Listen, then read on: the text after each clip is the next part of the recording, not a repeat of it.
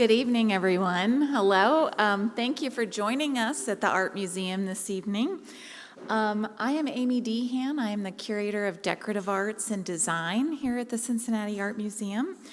And before we begin, I'd like to emphasize that as a step towards honoring the truth and achieving healing and reconciliation with those Indigenous peoples who were affected most by the doctrine of discovery and broken treaties, we acknowledge the traditional Shawnee and Miamia land on which we now stand and on which the city of Cincinnati was built.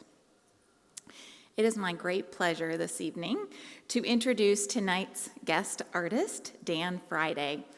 Dan Friday is a native of the Lummi Nation and a lifelong resident of Washington State's Puget Sound region. Drawing from cultural themes and using modern processes, Friday's art is beautifully contemporary and native. In addition to studying traditional Lummi art, language, and culture with family and community knowledge bearers, Friday has studied at the Glass Eye Studio, the Haystack Mountain College, and the Pilchuck Glass School. Some of his artistic formative experiences include apprenticeships and mentorships with glass artists Dale Chihuly, Paul Marioni, Lino Tagliapietra, and Preston Singletary. Friday lives in Seattle, where he maintains an independent glass studio and educates others on the possibilities to be discovered in glass. His work is found in collections around the world. In our presentation of Clearly Indigenous Native Visions in Glass, we are fortunate to have 8 of Dan Friday's artworks on view, as well as 2 pieces that represent his collaborative work with fellow Native artist Lillian Pitt, so total of 10. Please join me in giving a warm welcome to Dan Friday.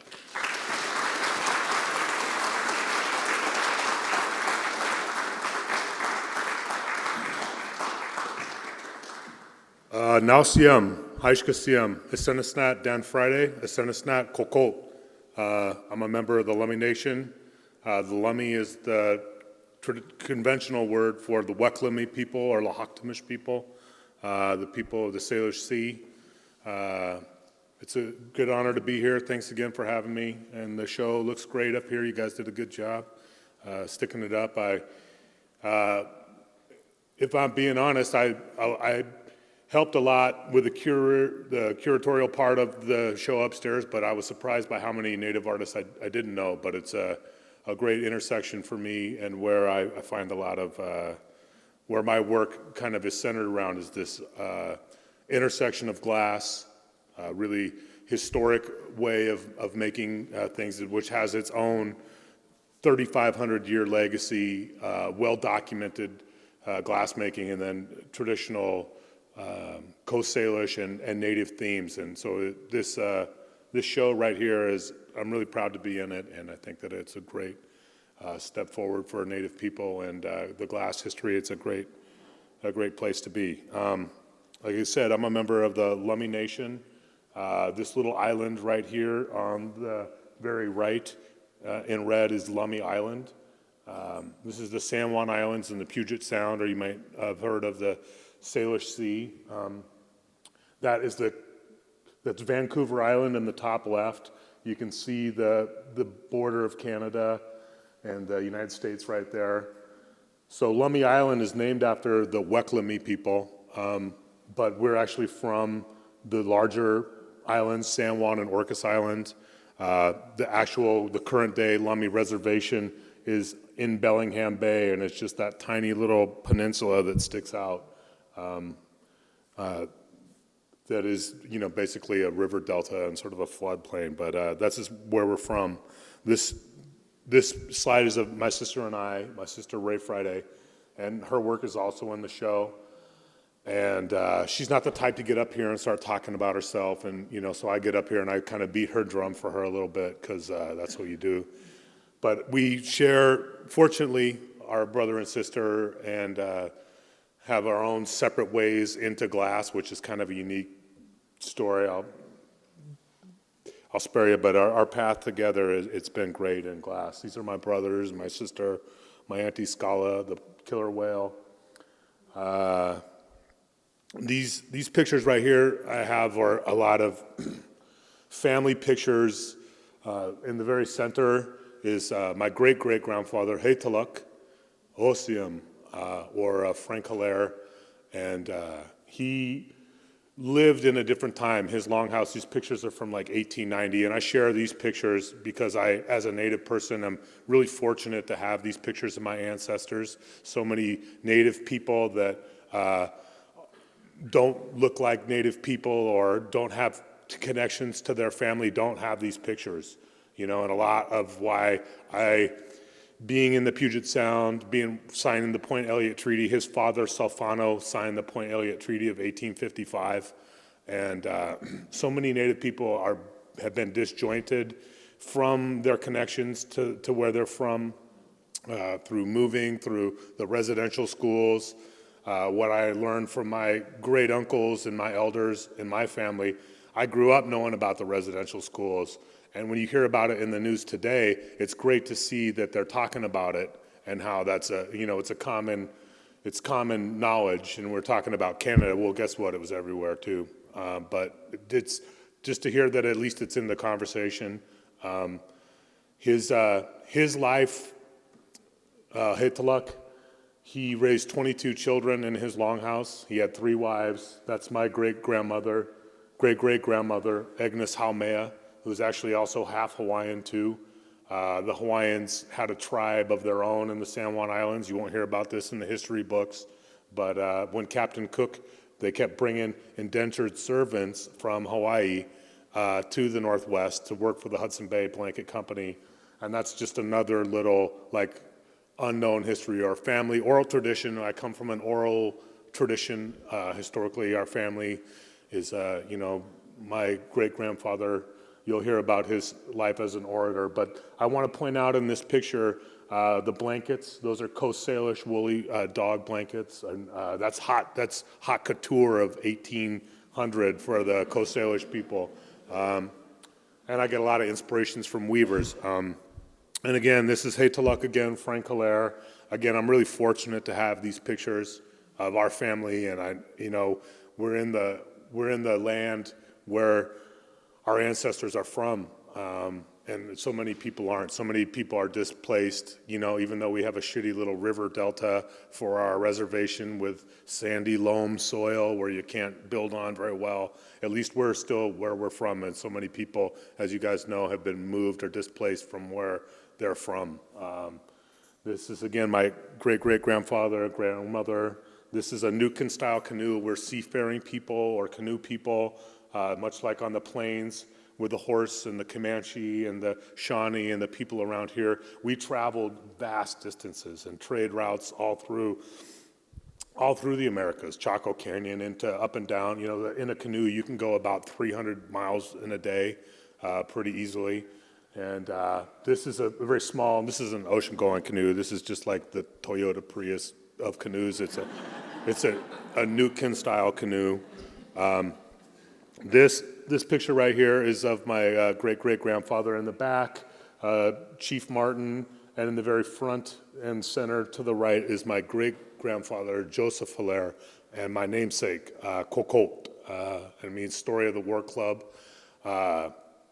His life, he died about 5 years before I was born, but the path he carved for me he's definitely influenced my life. This is another picture of him in the regalia, in the traditional dress. And he was a story pole carver and an orator. He grew up in the longhouse, in Heitaluk's longhouse, and was the firstborn son. And he lived in this world where things were changing so rapidly. He went to residential school, and he spoke the language of both Weklemi Chasen, that's our language, and spoke and was such a good speaker that his grasp of the English language he was a big cultural purveyor for our people and a great representative. He spoke in Washington. His recordings are in the Library of Congress. He negotiated the unions hiring Native people as employees, which was really big when our traditional ways of survival were really taken away. This is, again, another photo of him and my great-grandmother, Edna Price, and they're, again, in the traditional regalia. This is one of his story poles that he carved. You guys may know of them as totem poles. It's a little different. I'm Coast Salish. It's a little different than the kind of North Coast style like you'll see like in Preston's work. A lot of you guys will be familiar with Preston and their poles and the kind you see on like the sweatshirts and the Starbucks cup and stuff. But the Coast Salish is a little different, but a lot of times we get mistaken for that area. This is my cousin Harry, because I got jokes. You got to keep it light a little bit, because we're all people, and I'm trying to. None of us are the sum of our parts, you know. Like we're just people, and sometimes this subject matter gets a little heavy, but it also needs to be said. So I like to get a laugh in there every now and then. This is Hales Pass today. This is the Salish. These are the canoe races that have been going on for hundreds of years, right at our reservation. That is actually Lummi Island, right across. And we're on the peninsula here, or Gooseberry Point. What I love about where I'm from, these pictures that I've shared with you, and where I'm from, you see Native people. We're still there, and because we're some of the last to have been, you know, as they manifest destiny to cross this country, we're some of the last people to sign the treaty. And so I'm very grateful that my culture is still represented. You can go down and see Native people practicing and singing their songs and having these races. You know, when I've traveled, you know, it's the plight of indigenous people everywhere in Asia, all over the world. And when I go to New York and everything is named after Native people and I don't see one Native person, you know, we actually represent less than 1% of the population of the United States of America, which is a pretty small number. You know, I won't get into blood quantum or the systematic methods that still exist of disenfranchising Native people, but you know, I feel grateful to be from a place where you can still see Native, much like in the Southwest too, when you can go to the Pueblos and see hundreds and thousands of Native people. They're still here, but they're just, you gotta find them. This is a cameo cut glass piece that my sister did of that last slide, Hales Pass. This is my sister. She's an amazing glass artist. This is at the Pilchuck Glass School where we both learned. This is her thesis. She went a different route than me and ended up, after she'd been blowing glass for 8 years, went to traditional to get a certified certificate in the conventional art school. You know, she's got a BFA and an MFA and done that route. But she's an amazing glass artist. This is over a ton of glass. I guess I'll tell you the story. I mean, I got some time, right? Somebody would flash the lights if I talk. You know, I'm a talker a little bit. But I called home when I was 20, and I'm like, where's mom, fucker? You know, and she's like, oh, she's coming. You know, I'll get her. What are you doing? We didn't really talk that much in our life. You know, at that point in my life, I moved out really early. We were raised as artists, and we have a lot of artists in our family, but it just isn't pragmatic when you need shoes and food. And I was on the street pretty young, and it wasn't that I didn't have a good home, but I just didn't have a lot going on, you know. And when I called home to talk to my mom, I ended up on the phone with my sister. She's like, well, what have you been doing? I'm like, I got a job at a glass factory and making art. And she's like, that's, you MFer. I've been trying to do this for 2 years and I can't afford to do it. And so that was kind of a unique way that we have both found this medium to work in. And, you know, things are, you know, and maybe it's serendipity, I don't know what you call it, but it just was kind of meant to be that we share this path together. Historically, we're fishermen. I was a fisherman in another life. I catch a lot of glass fish now. That's kind of my thing.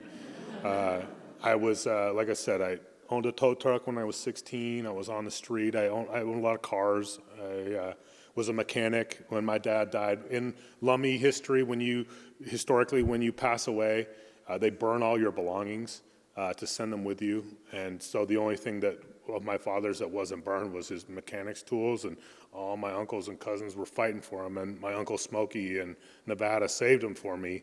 So I thought that for sure I was going to be a mechanic, and I really went to trade school. And but when I was 20, I walked into a glass blowing factory, and I knew immediately that there was a way to do whatever it took. I was going to do it. So this is me at 20. I just started blowing glass.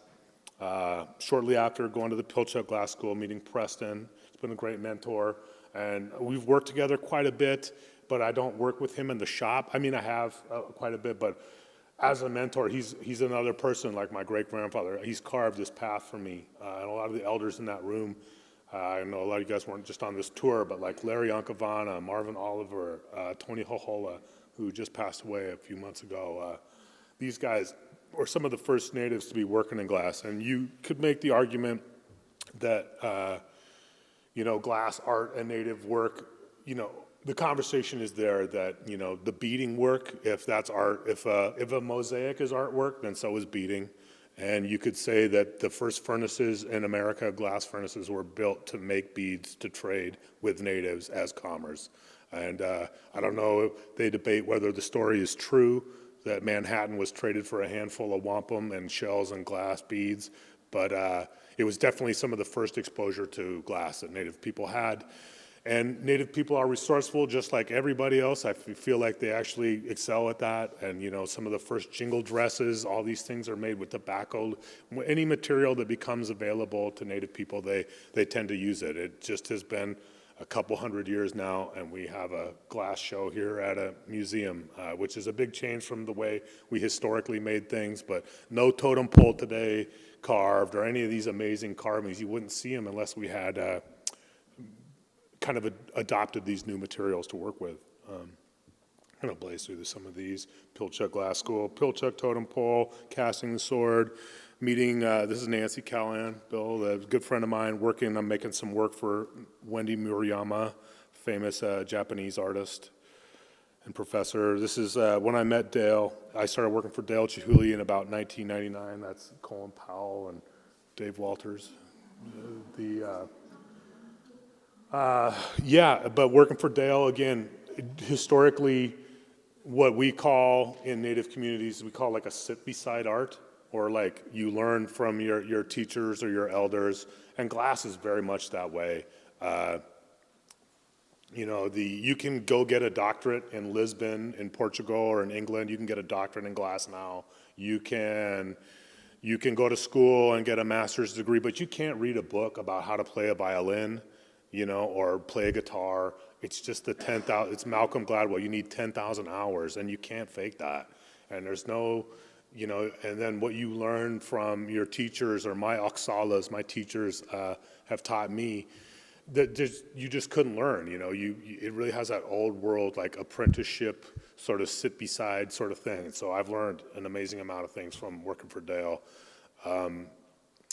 And it's just one of those things that, we kind of joke in the glass community. I've already broken the F-bomb veil, but I'll just say that when you come to Seattle with a BFA, it just kind of, we call that barely fucking able. And then you're just starting on your journey. And I've been blowing glass for about 30 years now, and it just doesn't come immediately, So this is from my first show, 2001, with Terrence Guardapie. My bro over here from Blackfeet was talking about, he knows him. And this was one of my first shows. These are canoe paddles.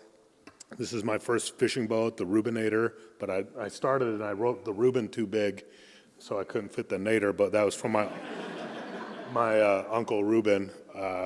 Gave me my first fishing boat. These are some of my first pieces I made. A lot of the blown glass thing, and working for other people. I've worked for a lot of designers, and they call it gaffing work or fabricating work for other people, and a lot of glass blowing is on center. And it was like really here I started messing around more with the sculptural. As a mechanic, you can see the influence on this, the gear series. These are really early pieces. But again, that first show in 2001, it was quite a long time till I had another show, This is called Tommy's Hawk. Serenades.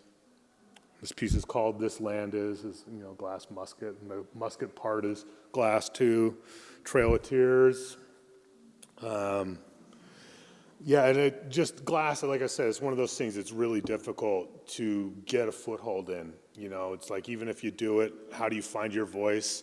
You got to break a lot of eggs to make a glass omelet. Like it's just such a difficult thing. I think that if it wasn't fragile, if it didn't have that thing where it could potentially break, it wouldn't be as valuable as it is. Never mind how much it costs to make it. So it just has such a high cost of entry where traditionally, you know, we're living in what's called the studio art glass movement, which started in America. And so in the 3,500 years of making glass, rarely was the person that designed the glass also the maker of the glass. And, you know, it started in the late 50s, 60s, Harvey Littleton, Chihuly, Fritz Diesbach, a lot of these people that were also the makers. It started in the back of universities in here in Toledo. That it can really be traced the first glass furnaces that were made for art by artists is from Ohio. And the studio art glass movement is like bringing these huge furnaces where traditionally big design houses, Benini, Bouvier, all these huge factories would hire a designer like Carlo Scarpa, really famous Italian designer, to come in and make these glass designs, having never made glass before. So it's really the studio art glass movement is this. Now has spread around the globe, but it really has started with, you know, that slide of Dale. People often ask me what is one of my favorite things that Dale's made, and I'd say, well, I've got some favorite pieces, but one of the biggest contributions he's had to glass art is creating of the Pilchuck Glass School, and no glass artist working today has a road that's more than 1 degree of separation from that. This owl I had in my cabin for a day and a half. After I'd been making owls for a week. So I just kind of like, I can't always read the writing on the wall. I'm like, maybe that's a sign though. So I kept making owls.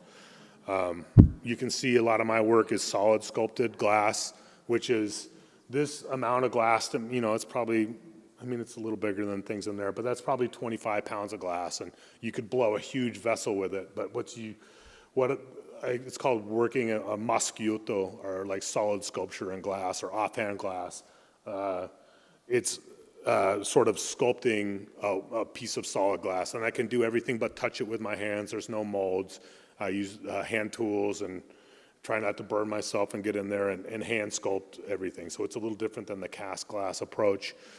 This bear is a Hetalux bear, our spirit, or the bear spirit, guardian spirit of our family. And you can, in that first slide, there was a picture of it on his drum.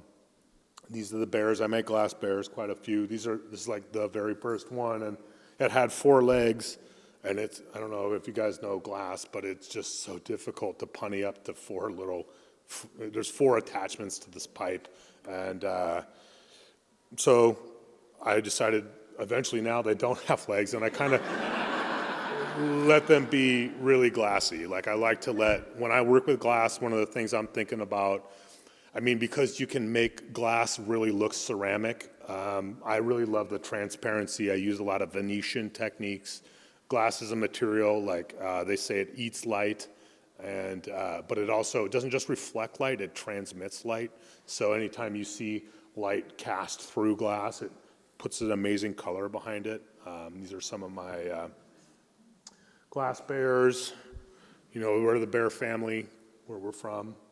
It's a Kolshan bear. This is the mountain we live under, and the twin sisters below. This is a raven totem, much like the one that's upstairs. This is a raven's comb. These are like loom combs, also for hair, but for the weaving. I get a lot of inspiration from the weavers. This is the Lummi comb. Lummi means place of frogs. Where we live is really moist, and the frogs they're a little early this year, but they're here. This is my great-grandfather, Osium. Osium means Osium, like I see you. Osium is I see you individually. And it's a great way of Siam as friend, but it's also a sign of respect. And it's like, I hear you. It's kind of like call and response. Can I get a witness? Osium. Joseph Hilaire, my great-grandfather, he's carving a totem for the World's Fair in 1962 in Pioneer Square in Seattle. And he was, like I said, an amazing orator, and an amazing representative of our people in a really tumultuous time when things were changing amazingly. And he could read the writing on the wall. You know, he knew that he needed to strike a deal and learn the talk. And in a time when making native work wasn't really popular, he carried on a lot of the traditions. And now there's definitely a huge movement of Coast Salish carvers. Like I said, you may be more familiar with northern style carving, like Southeast Alaska, northwestern style Vancouver Island. But he kept carving alive for a lot of our community. This is a book about his work. This is the last pole of his that's standing out front of the Whatcom County Courthouse in Washington and Bellingham. And this pole has been restored twice and is mostly fiberglass. And his work, he used to sell his totems on the side of the road for $10 a foot. I sure wish we had one of those like heirlooms for our family. But his, you know, the nature of native art at that time returns to the earth through decay. And some people believe, I am grateful that this is a restored pole, but a lot of people believe that the pole has its own journey and is not meant to be restored and meant to return, you know, to have its full life uninterrupted. But at the same time, I'm also really grateful to see his work, whether or not it's immediately with the mark of his hand, but to see it restored and to see what it looked like, you know. What could be pointed out about his work is he would use whatever was available to him. Historically, Northwest Coast is like red, black, white, some yellow, blue accent maybe every now and then. But I guess those colors are all in this one. But in a lot of his other poles, he would just use whatever colors were available. And much like in glass, I feel that when I have a palette of 400 colors, am I going to not use them? Like, there's no way. Glass is such an amazing thing that way. But the fact that his poles are gone and a lot of his legacy is, I'm telling his story now. He doesn't get to tell it. His work isn't around anymore. But this piece is the bust of Akhenaten. It is 3,700 years old, thereabouts. It was made in Egypt 3,700 years ago and could have been made yesterday. It's although it's glass, it's super fragile, but it's also very resilient. And when the chemistry is just right of glass, even if you break it in half, you'll have two halves of the same piece. And so for me, that intersection of telling these Coast Salish stories in such a permanent material brings me a great amount of, like, I feel like that's my story. And to be able to carry some of those things on brings me a lot of joy. You know, I just was studying at Corning last week in the Rakow Museum they use that kind of glass called faience, which is not really technically glass chemically, but is glass. I'm going to Egypt March 1st because I just love Egypt stuff. But these are my totems, and these are my way of telling these Coast Salish stories in glass. I think you have one. I think you guys upstairs have like the first one I made, which is a little different. It's just kind of cool to see that a lot of this show has changed from its first iteration because a lot of these pieces are on loan from collectors or other artists. And whoever donated, they donated a fair amount of my work to the show to travel for the next 5 years. So it's kind of cool for me to see one because they change. Forager's pole, full circle totem, story. And there's a story behind every one. I won't go on too much. It's about salmon and the health of the river. This is making a totem. And so as an artist working in glass, you can see that I've got a team of at least 5 or 6 guys and gals. You know, there's one person that's strong as hell just turning the pipe because it's just such a physical thing. And we kind of build these things. I'll make a lot of these parts over the course of a day or two days, and then I'll assemble them all with one big team. So, you know, a lot of times it's really common. How long did that take it? Well, did it take 3 hours, 4 hours? Did this take 6 hours? But if you add it all up, it's like it might have taken a day and a half of like different sequential days. I was putting the raven on the top of the mushroom. I'm a big mushroom hunter. This is a foraging totem like the one upstairs. And the one thing about working with glass is, I'll just skip to the next slide. We finished it. It worked out, by the way. keep it moving. But working with glass is such a team sport. Like, no, things aren't like that. If you're a painter or a poet or even a sculptor, like you disappear into your studio, you drink your tea at your leisure, and you don't have to fight about what goes on the radio. And, you're like, it's just you in your zone a lot of times. And I'm, as an illustrator, an artist, I'm an artist in other mediums. But the thing that's so unique about glass is nothing that you see upstairs is made single-handedly. A lot of times, other artists will hire me to make their work or help converge with them on making their work. So you saw that totem was the process of 5 people helping me make it. And yes, I am the designer, but I'm also a collaborator because any one of the people on the team can break the piece or screw it up. We've got what I want to happen. And what's so different about it is like, all right, you got to show up at 7:30. I've rented the shop for 8 hours, and it's going to be $1,500 to $200 or $2,000 today to have a full team in here, and that's without the wages. And so I don't care if you're hungover, you better fucking be there because I'm paying, I'm renting this day to do it. And so it really is such a team. There's this community that is built around glassmaking that, you see the TV shows and it's a competition, man, or like a whatever reality TV show. It's not like that. But what it does show you is that it takes, I'm at this place in my life where I don't get to socialize much with people outside of my family, but thank God I work with people that I love because I see, we have a community in glass that is really pretty global. It's like a global small community, and I can get a phone call on a couch pretty much anywhere I'm going.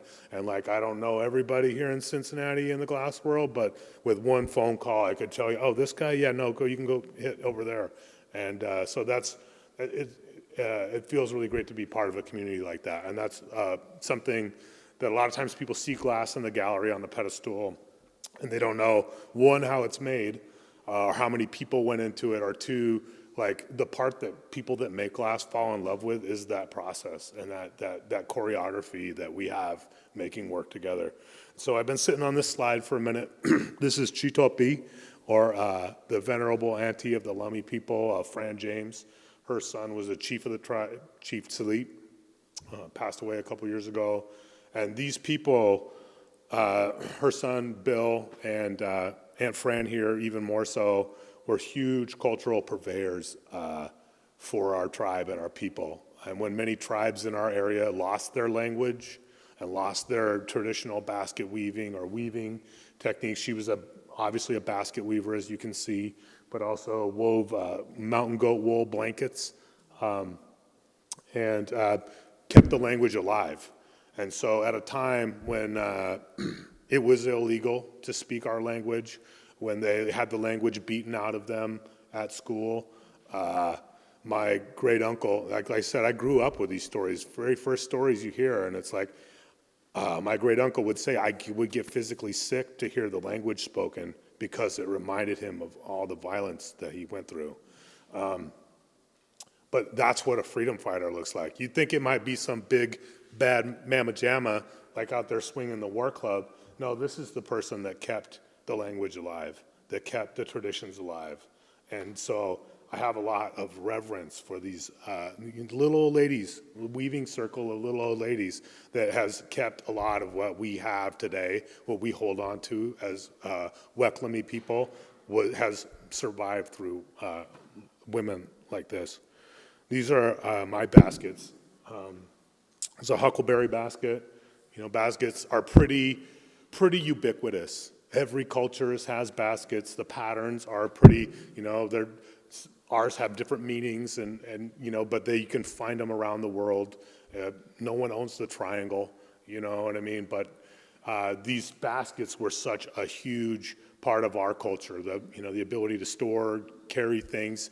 We cooked in baskets. A basket might take a year to make, a really good basket. What I learned from Aunt Fran, this is a smoke basket. I started the basket series about 3 months after she passed away. And I've been blowing glass for about 12 years. And I went to Aunt Fran's house. I'm like, Auntie, so what are you doing? I'm like, I work for this really famous artist. He's Dale Chihuly, Auntie. She's like, who's that? I'm like, well, he's got an eye patch, a Channel 9, maybe. Well, okay, cool. So where's your work? And I'm like, well, Auntie, you don't understand. It's really hard. Everybody in the art world has a degree or a fancy, master's from the, and a couple $100,000 in debt. And, it's hard to get in. She's like, I don't have any of that stuff. My work is in the Smithsonian. We make things with our hands. It's what we do. You don't need anyone's permission to make your art. And I needed to hear that because I'm really in this really contemporary art world, and it's like no one hands you the keys. And then my sister, who just finished off paying her college debt through some freak accident, when you come out with that BFA, I won't repeat it, but you know what that means. You better learn how to pull a shot of coffee or work in a restaurant. And that rubber stamp, okay, you're anointed now, go make art. I just don't even see it. I see art school killing more artists, if I'm being honest. How many people I've taught over the years, and I'm like, man, you were making more stuff before they told you told you how to think, So I needed to hear that from Aunt Fran. And these are my baskets. Like I said, I started about 3 months after she passed. I sure wish you could have seen them. This is a fern basket. You can kind of see the pattern. That's a Coast Salish. These are really traditional basket patterns. This is, again, bringing Coast Salish baskets into the glass world. This is a close-up of the 5-star basket up there that you see. This is actually, I don't know if this is making that basket or if it's making the fern. I don't know if you guys have one of the fern baskets, but this is that teamwork.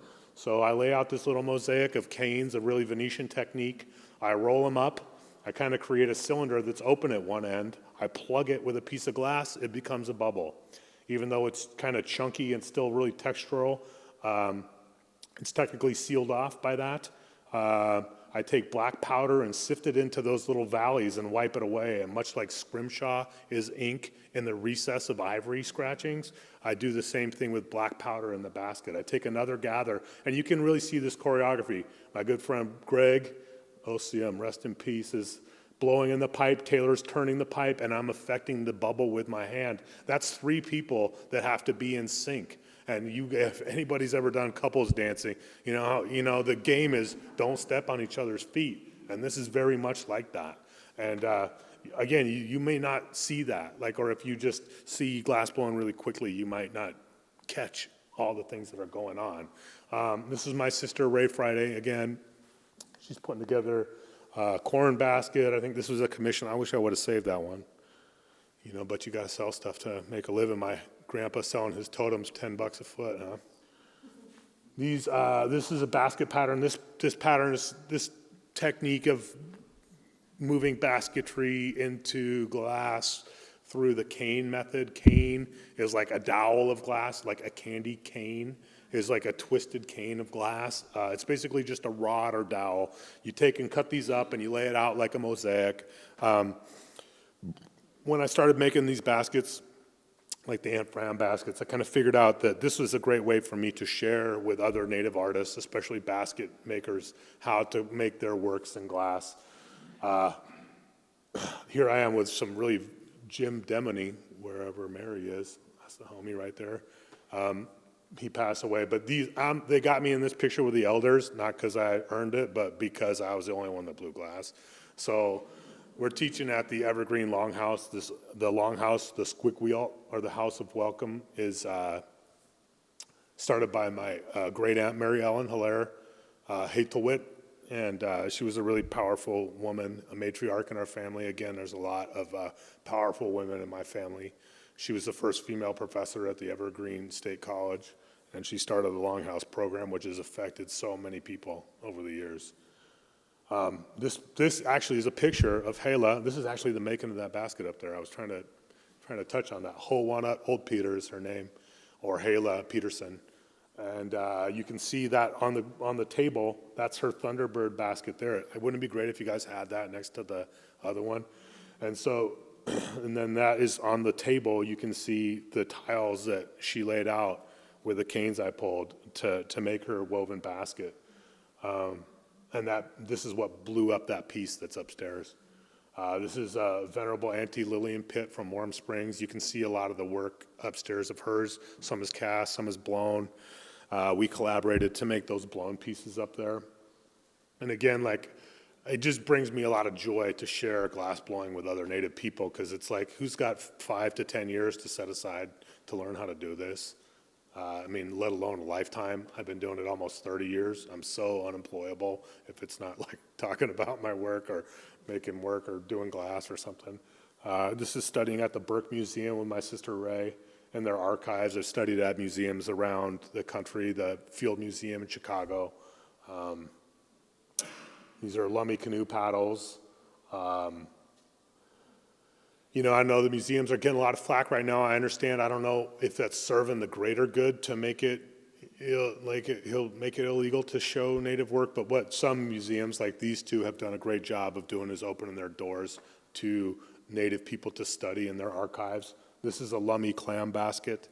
This is my sister's clam basket woven out of steel and copper with glass bullet shells in it.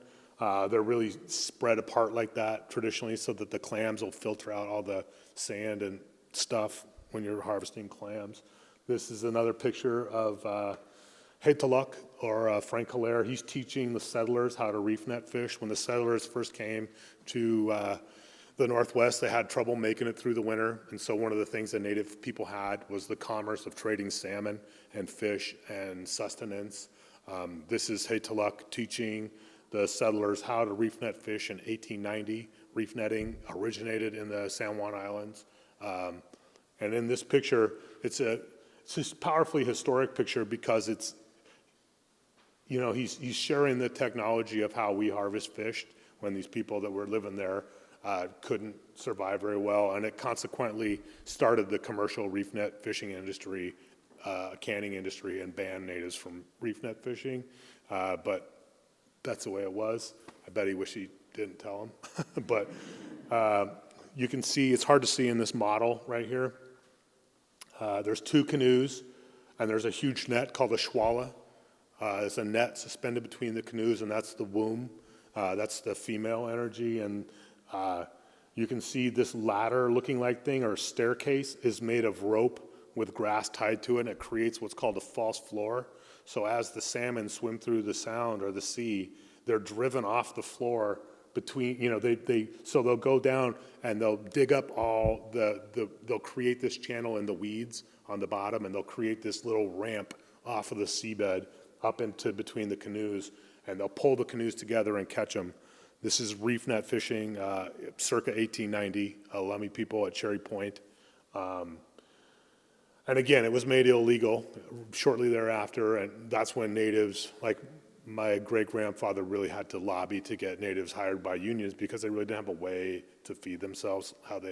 There's a great book about it called To Fish as Formerly. This is a reef net sien, or a reef net anchor, a shwala anchor. It's stone, it's carved, it has a hole in it. You can see my version.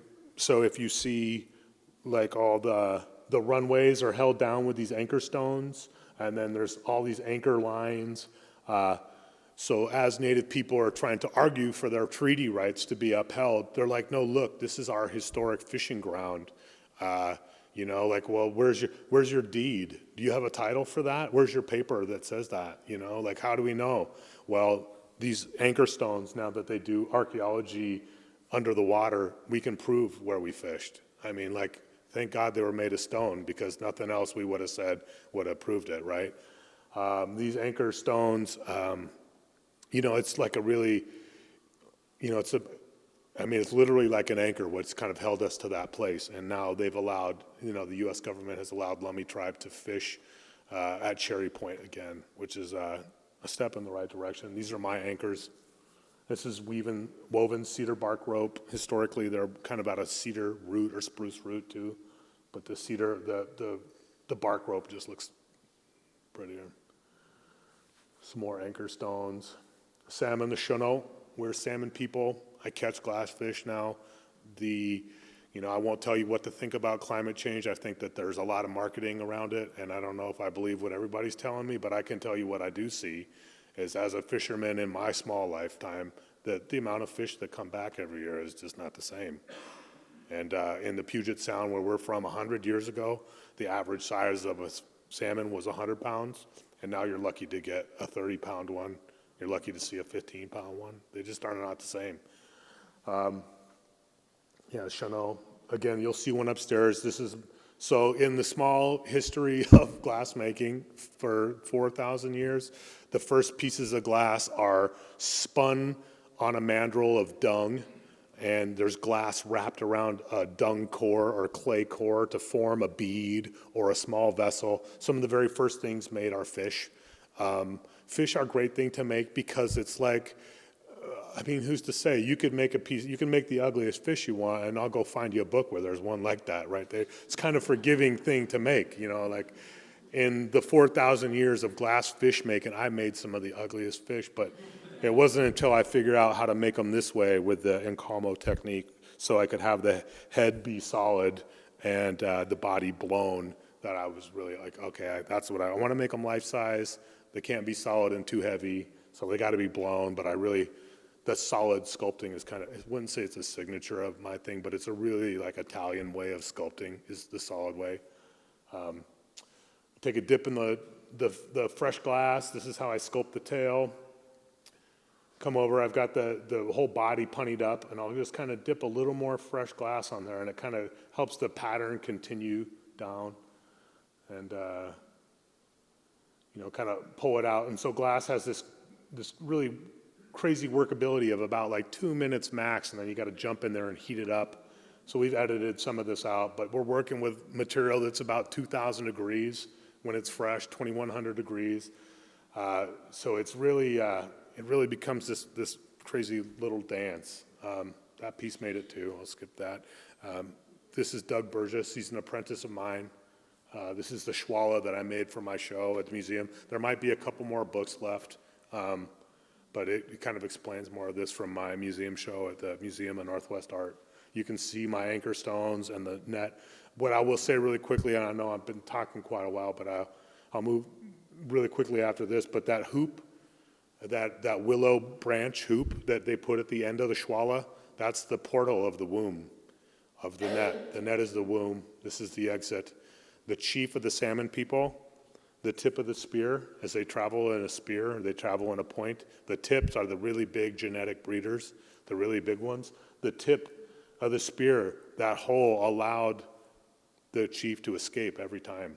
And that built-in mechanism of conservation just doesn't exist in what's called, have you ever heard of bycatch? Where they like kill 90% of what they caught that they weren't fishing for, dredge the whole bottom. Now they do practice reef net fishing still, and it's a really sustainable way of fishing and not being too hard on the old environment there. My house posts, my neon work, this is called sockeye moon, or when the white butterfly shows up, it's time to start sockeye fishing. Salish spirit. We are still here. Red-faced dancer, missing and murdered indigenous woman. This is a famous painting by Paul Kane, and in the very bottom right corner you can see the skukka, or the Coast Salish woolly dog, what we made our blankets about. This is one of the only pictures ever thought to be of this dog. It went extinct in about 1860. People think largely that it had something to do with the Hudson Bay Blanket Company. But the skukka, now that they've done DNA testing of our blankets, they can prove that it was made with a dog, and not just mountain goat wool, nettle, and conventional wool, but these Coast Salish woven patterns. I got to hold this blanket a month ago at the museum. These are my skukka panels. Again, Dale Chihuly, you asked what the thing he might have done that was the best. I'd say that it was opening the Pilchuck Glass School, and this program, Hilltop Artists, is Hilltop, Tacoma used to be the murder capital of the world in 1995 when this place opened up. It was largely a gang warfare. It was a gang turf war, crack epidemic, and he started this glassblowing program there in Hilltop, and I've been working with this program for 28 years, and this is a program I started at the Pilchuck Glass School about 7 years ago. This is the Native Youth Program, and it's largely modeled after that. Again, get a lot of joy, helping young Native kids and teaching glass. This is my sister. She's a phenomenal teacher. I'm not that great of a teacher, but she's really good. And just as a quick anecdote before I finish, it's like these two girls grew up on our reservation, and they went to school on the same portable, and they're from rivaling families like Hatfield and McCoy. Like, we just don't talk to that family, okay? And the tribal politics of that. But after a week at glass camp where you have to trust each other and communicate with each other, these two girls could have been best friends, and they had grown up in a very small community where they never met each other. And glass, this isn't a trade school program, but what glass has to offer, my friend Pearl Dick has a gunshot victims program in Chicago, and a lot of these kids are 12 years old that come in there. And glass has that teamwork thing, that choreography I was talking about. Glass has this amazing ability to keep you in the moment like no other material does, because if you're not paying attention, you get burned. If you're thinking about yesterday, you're not in the moment. If you're not in the moment, you're getting burned, the pieces breaking. And if you're not communicating with the people working with you, I'm not the first guy to stand up and talk, and I'm up here beating my drum right now, but that's not always who I've been. And in our community, I'm getting close. I'm not an elder yet, but I'm getting to the other side, and when you're tapped to speak where I'm from, it's your job to stand up and represent your family. And here I am with a bunch of kids, and I didn't think I would be, and it's probably some of the better work that I do. It's a Hilltop program today. This is my family today. This is a sunset at Hales Pass, where I'm from. Haishka, thanks for coming.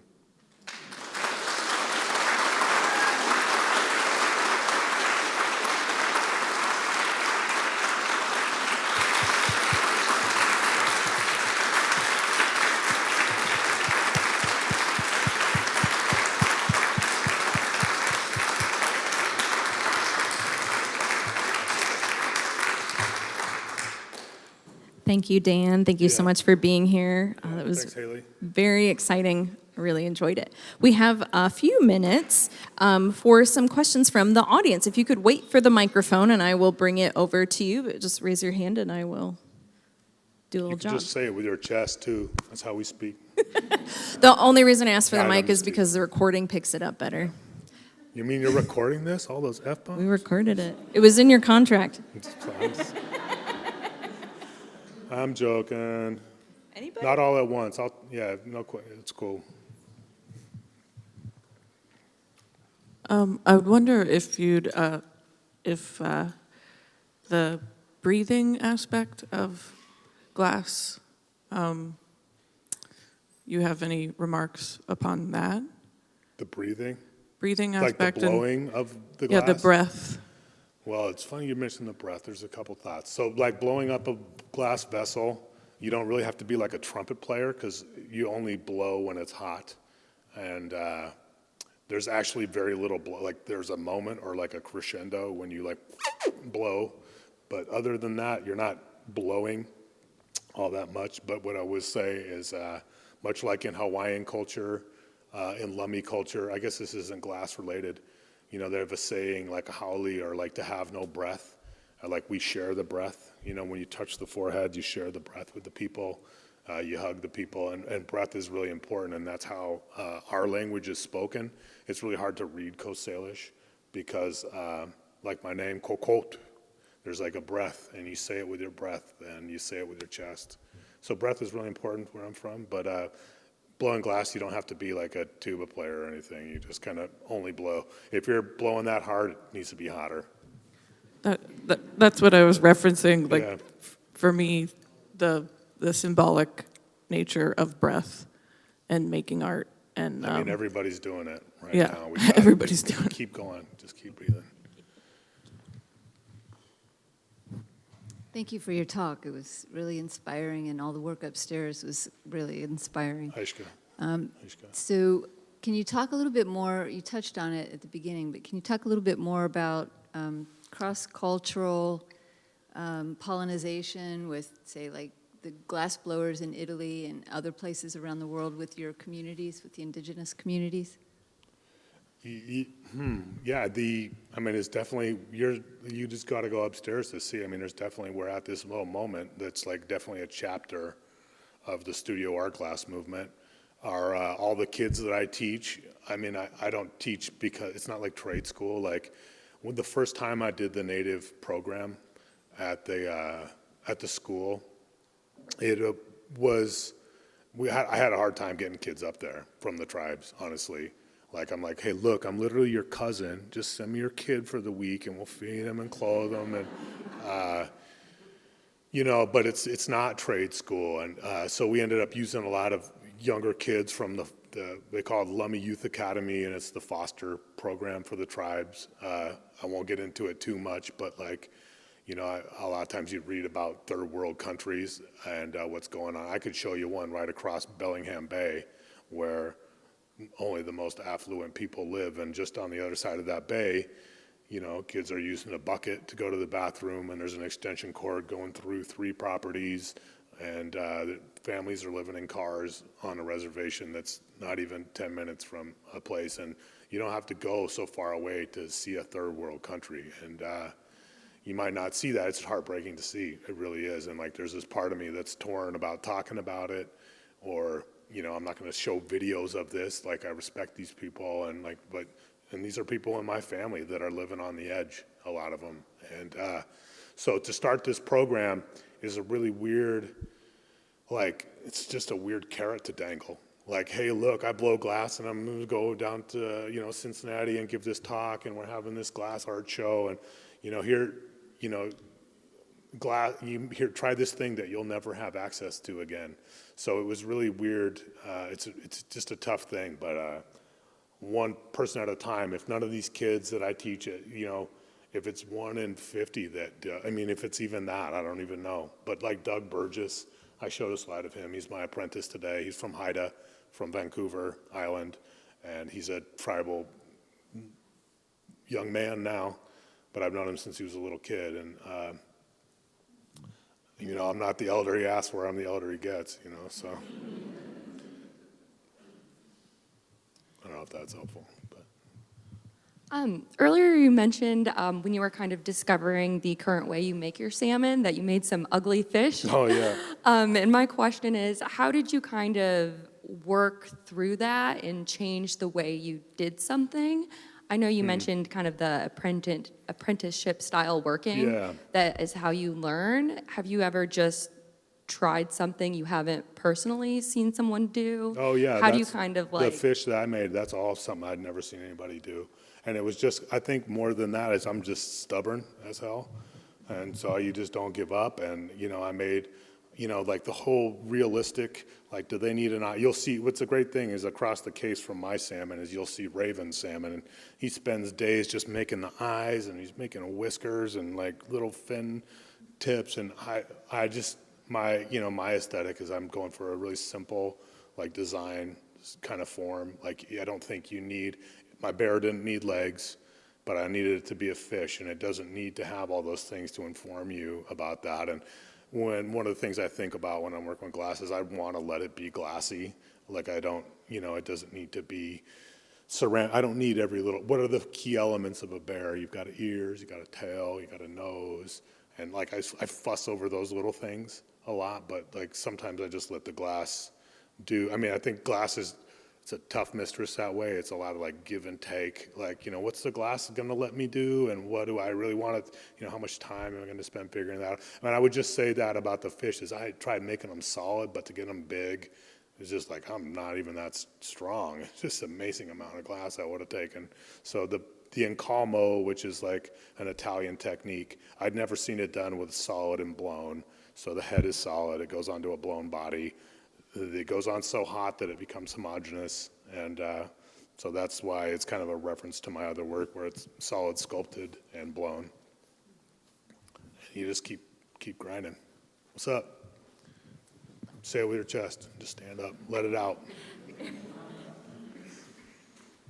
I'm kidding. That's right. It's all right. So I would imagine that being identified as an Indigenous artist creates both opportunity and expectations and potentially constraint. Does working in glass disrupt some of those expectations in a way that allows you more freedom, or what kinds of expectations do you feel like you end up having to work against? Well, there's a couple things there. I got sober about 15 years ago, and about that time that I went over to Aunt Fran's and kind of figured out how was it that I was going to make my work. And I'm one of those guys from the program, fucking droning on about that program shit. But, one of the things I learned in those rooms was, and it was really helpful for me, it's none of my business what other people think about me. And those constraints are like between your ears, my job is to get out there and do my best, put my best foot forward with integrity, and know that if I'm coming from a good place in my heart, like whatever I misstep, hopefully can be forgiven, or just know that I'm, you're not going to please everybody. You got to get over that. Okay, we have time for one more question. Yeah, when it comes to looking out a year or 5 years or 10 years or something, do you approach art that way, or do you sort of let your experiences, do you just have faith in the fact that your experiences and your techniques and your friends and the people that you meet will take you where you want to go? I mean, I got a 5-year plan, but it keeps turning into the 10-year plan. But I mean, all you got every day is a new day, foot in front of the other, lots of basic grinding. I mean, I just didn't get here. Like, I've been doing this for 28 years, and so many people helped me get to where I'm at. It'd be foolish to think that I just single-handedly willed myself here. I am stubborn and I work really hard, but I also, you got to turn some of it over. Like, as an artist, we struggle with control and what we're going to do. My 5-year plan 15 years ago was to start a glass program on the reservation, because trying to drag people up to the school was kind of weird. And, you kind of want to go to where people are. But I bought a net building, the old net shed, which is like a warehouse on the reservation. And 5-year plan, I'd like to have a shop over there where I can teach natives in their own environment, glass. And I don't know, like, again, it's so weird because I keep talking about this, but my call, I'm not like teaching isn't my calling, but it's what we do. You got to share it. People shared it with me. So 5 years, I got a 5-year plan, 10 years. I'm building a shop on my property in Skagit Valley. I'd like to build another shop for more public use of the tribe.